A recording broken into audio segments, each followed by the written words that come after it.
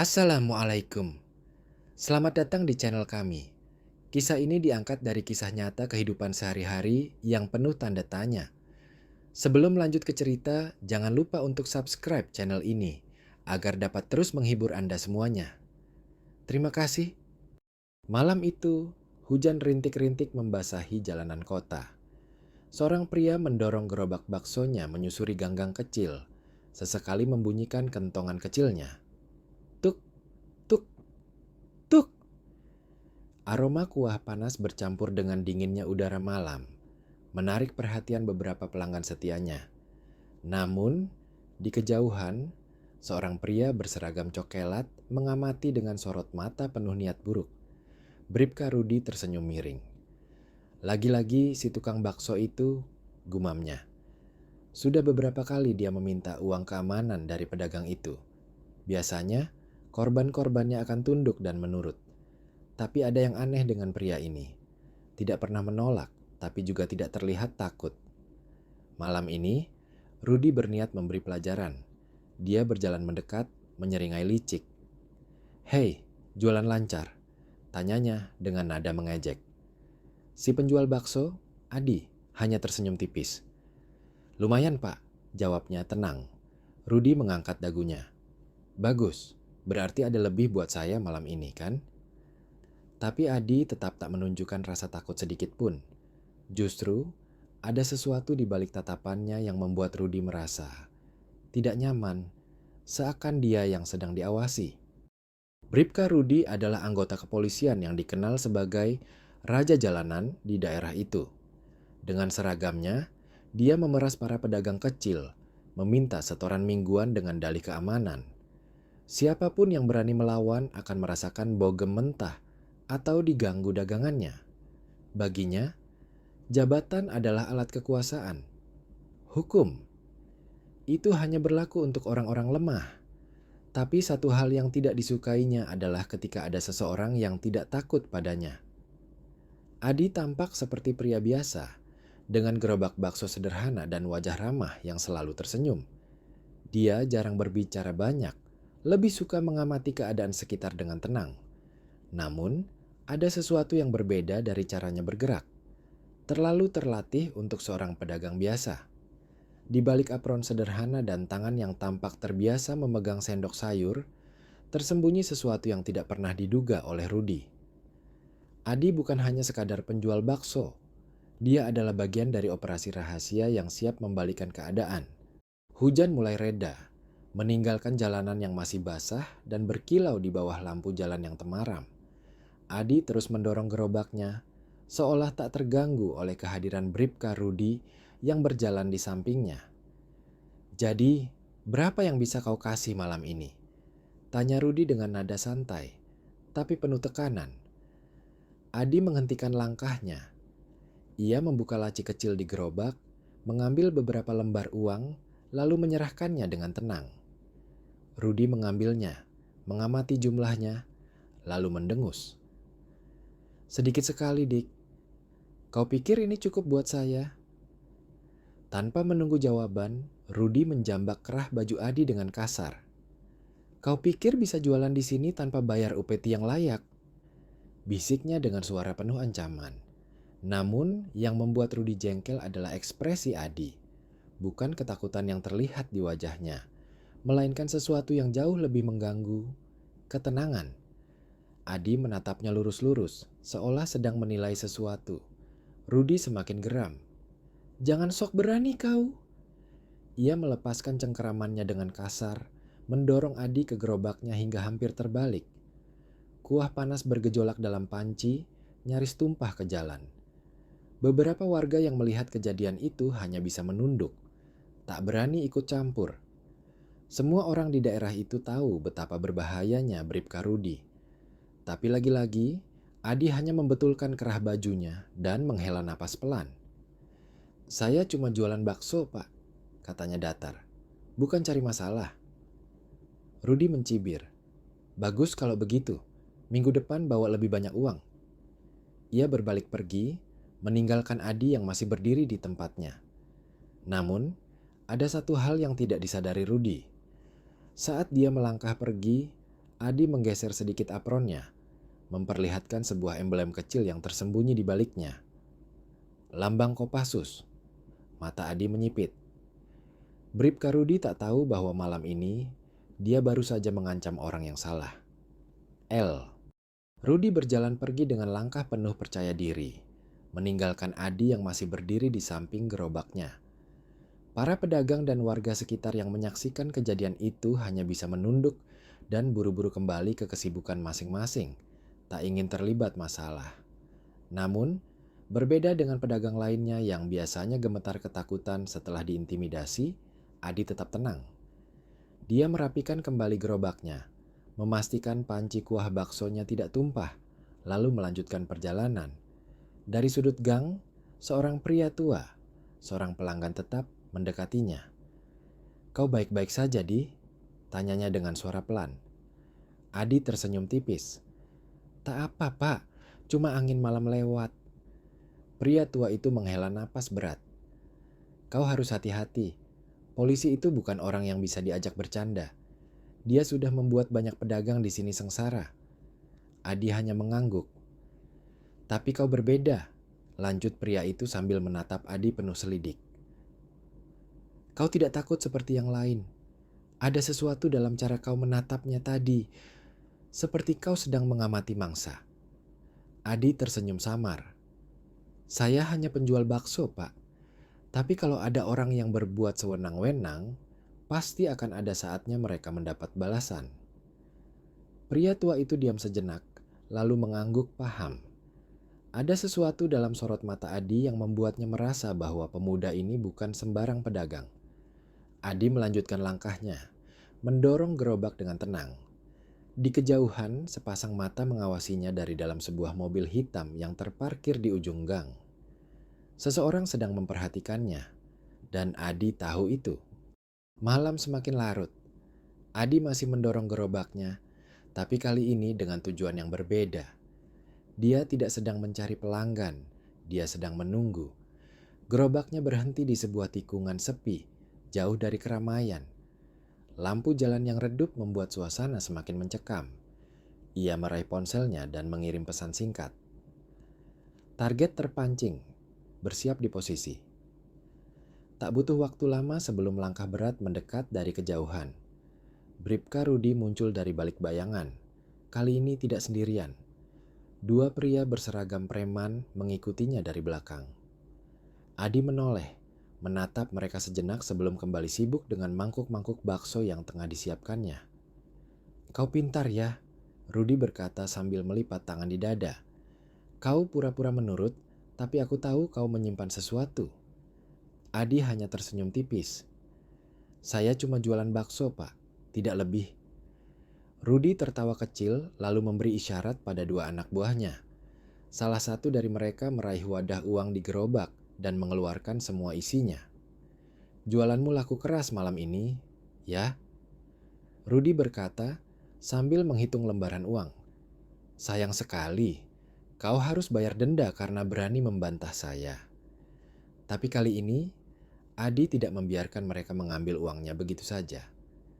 Dengan gerakan cepat, ia menarik tangan pria yang mencuri uangnya, memelintirnya hingga pria itu berteriak kesakitan.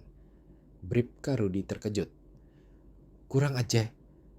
Sebelum sempat menyelesaikan kalimatnya, Adi sudah bergerak lebih cepat.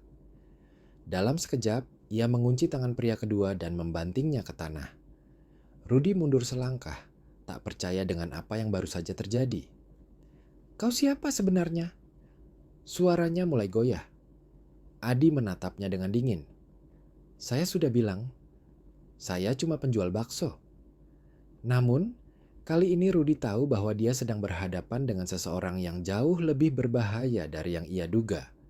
Dan sebelum Rudi sempat melarikan diri, suara langkah kaki lain terdengar mendekat dari berbagai arah. Sebuah jebakan telah dipasang. Rudi kini tak punya tempat untuk lari. Bribka Rudi menoleh ke kiri dan kanan, matanya membelalak saat melihat beberapa pria berbadan tegap muncul dari bayang-bayang gelap. Mereka tidak berseragam polisi, tapi cara mereka bergerak dengan sigap dan disiplin menunjukkan bahwa mereka bukan orang biasa. Dua anak buah Rudi yang masih meringis kesakitan di tanah mencoba bangkit, tapi dalam hitungan detik mereka sudah dikepung. "Sial, siapa kalian?" bentak Rudi. Tangannya mulai meraba pinggang mencari senjata. "Jangan coba-coba," suara berat seseorang terdengar dari belakangnya. Sebuah tangan kuat tiba-tiba menekan bahunya, membuatnya terkunci tanpa bisa bergerak. Rudi mencoba melawan, tapi dalam sekejap dia sudah diseret ke tanah dan tangannya diborgol ke belakang. Adi melangkah mendekat, menatap Rudi yang kini tak berdaya. "Kau pikir bisa terus berbuat sesukamu?" tanyanya tenang. Rudi menggeram, mencoba memberontak. "Sialan, kau bukan cuma tukang bakso biasa. Siapa kau sebenarnya?" Adi menghela napas, lalu dengan gerakan santai, ia menarik sesuatu dari balik bajunya. Sebuah kartu identitas merah dengan logo TNIKO PASSUS tertera jelas di sana. Mata Rudi membelalak. "Kau?" Adi menyelipkan kartu itu kembali ke bajunya. "Nama saya Sersan Mayor Adi Prasetyo. Dan kau, Bribka Rudi, resmi ditangkap atas dugaan pemerasan, penyalahgunaan wewenang, dan tindak kriminal lainnya." Rudi semakin panik. "Tidak mungkin. Aku polisi. Aku punya koneksi. Kau tidak bisa menangkapku." Salah satu pria bertubuh tegap yang ikut dalam pengepungan mendekat, menatap Rudi dengan dingin. "Kami tidak peduli siapapun koneksimu," katanya. "Instruksi sudah jelas. Bersihkan sampah seperti kau dari institusi." Wajah Rudi pucat pasi. Ia mencoba berteriak, tapi tak ada yang peduli. Malam ini, sang pemburu telah menjadi mangsa. Bribka Rudi masih berusaha mencari celah untuk lolos, tetapi setiap gerakannya diawasi ketat. Dua pria berbadan tegap dari unit intelijen segera menggiringnya menuju mobil hitam yang telah menunggu di ujung gang. Adi berjalan di sampingnya, masih dengan ekspresi tenang. "Kau sebaiknya tidak mencoba melawan. Semakin banyak kau bicara, semakin banyak kesalahan yang kau buat." Rudi menoleh dengan tatapan penuh amarah. "Kau pikir aku akan diam saja? Aku punya banyak kenalan di kepolisian. Mereka tidak akan membiarkan ini terjadi." Adi hanya tersenyum. "Kami juga punya bukti. Semua tindakanmu sudah direkam, setiap transaksi harammu sudah kami kantongi. Jadi kalau kau mau mencoba mengelak, silakan." Rudi terdiam. Saat itulah dia melihat beberapa orang berpakaian sipil mendekat dari arah lain. Salah satunya tampak mengenakan jaket dengan lambang Propam, divisi kepolisian yang menangani kasus pelanggaran anggota. Seorang pria berseragam polisi dengan tanda pangkat komisaris mendekat dan menatap Rudi dengan dingin. "Bribka Rudi, Anda resmi ditahan atas dugaan pemerasan, penyalahgunaan wewenang, dan tindak kriminal lainnya. Anda akan segera dibawa ke kantor untuk pemeriksaan lebih lanjut." Rudi terdiam, tubuhnya lemas. Tidak ada lagi jalan keluar. Sementara itu, para pedagang yang biasa menjadi korban, pemerasannya mulai berdatangan, mengintip dari kejauhan. Beberapa dari mereka mulai berbisik, saling bertukar pandangan tidak percaya.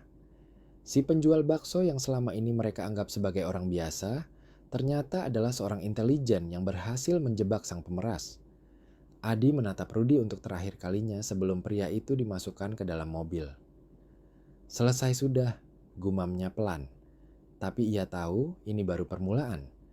Jaringan kotor di balik seragam masih lebih luas dari yang terlihat, dan tugasnya belum berakhir. Mobil hitam yang membawa Bribka Rudi melaju perlahan meninggalkan lokasi. Para pedagang yang selama ini menjadi korban pemerasannya mulai berani keluar dari persembunyian, saling berbisik dengan wajah penuh keheranan dan lega. Salah seorang pedagang, pria tua yang sebelumnya memperingatkan Adi, berjalan mendekat. "Jadi, kau bukan penjual bakso sungguhan?" tanyanya dengan nada bercampur kagum. Adi tersenyum kecil. "Saya tetap bisa jualan bakso kan, Pak?" jawabnya ringan. Pria tua itu tertawa pelan, tetapi wajahnya segera berubah serius. "Kalau polisi itu sudah ditangkap, berarti kita aman sekarang?" Adi menggeleng pelan. "Belum tentu." Ia menoleh ke arah komisaris yang tadi menangkap Rudi. Pria itu mendekat dan menyerahkan sebuah map berisi dokumen kepada Adi. Kami sudah mengamankan Rudi, tapi dari hasil interogasi awal, dia bukan pelaku utama. Dia hanya bagian dari jaringan yang lebih besar, jelas sang komisaris. Adi mengangguk. Saya sudah menduganya. Pemerasan ini terlalu sistematis untuk dilakukan oleh satu orang saja. Dari dalam map itu, Adi melihat daftar nama beberapa oknum lain yang diduga terlibat dalam jaringan pemerasan. Beberapa di antaranya adalah polisi berpangkat lebih tinggi dari Rudi. Sepertinya permainan ini lebih besar dari yang kita kira, gumam Adi. Sang komisaris menatapnya serius. Kami butuh bantuanmu untuk menangkap dalang utamanya. Kau siap? Adi tersenyum tipis. Saya belum pernah meninggalkan misi setengah jalan. Malam itu, operasi pembersihan baru saja dimulai. Bribka Rudi hanyalah awal dari sebuah penyelidikan yang akan mengguncang institusi, dan Adi bersiap untuk babak berikutnya. Dini hari menjelang, dan di sebuah ruangan interogasi yang dingin, Bribka Rudi duduk dengan tangan terborgol di atas meja. Wajahnya yang biasanya angkuh kini penuh ketakutan. Di hadapannya, seorang penyidik dari PROPAMA menatapnya tajam. Bribka Rudi, ini kesempatan terakhir untuk bekerja sama. Beritahu kami siapa saja yang terlibat atau kau akan menanggung semua ini sendirian. Rudi menelan ludah. Ia tahu bahwa jika tetap bungkam, nasibnya akan lebih buruk, baik di dalam penjara maupun di luar. Akhirnya, dengan suara bergetar, ia mulai menyebut nama-nama yang selama ini berada di balik layar. Sementara itu, di luar ruangan interogasi, Adi berdiri bersama komisaris dan beberapa anggota intelijen. Mereka mendengarkan percakapan itu dari balik kaca satu arah. Sepertinya kita sudah menemukan kepala ular yang sebenarnya, kata komisaris dengan ekspresi puas. Adi mengangguk. Sekarang tinggal bagaimana kita menangkap mereka. Dalam beberapa hari berikutnya, operasi pembersihan dilakukan. Beberapa oknum berpangkat lebih tinggi yang terlibat dalam jaringan pemerasan berhasil diamankan. Kasus ini menjadi sorotan nasional, dan publik akhirnya mengetahui betapa dalamnya korupsi yang merajalela. Para pedagang kecil yang dulu selalu hidup dalam ketakutan kini bisa bernapas lega. Tidak ada lagi uang keamanan yang harus mereka bayarkan hanya untuk bisa berjualan. Suatu sore, Adi kembali mendorong gerobak baksonya ke sudut jalan tempat biasa ia berdagang. Tapi kali ini, ia benar-benar berjualan, tanpa penyamaran. Pria tua langganannya datang dan tersenyum. Jadi sekarang kau beneran jualan bakso? Adi tertawa kecil. Saya ini prajurit, Pak. Tapi siapa bilang prajurit tidak bisa bikin bakso enak? Orang-orang yang mengenalnya kini menatapnya dengan kagum. Dia bukan hanya seorang penjual bakso, bukan hanya seorang prajurit, tetapi seseorang yang telah mengembalikan keadilan ke tempatnya. Malam itu, gerobak bakso, Adi laris manis.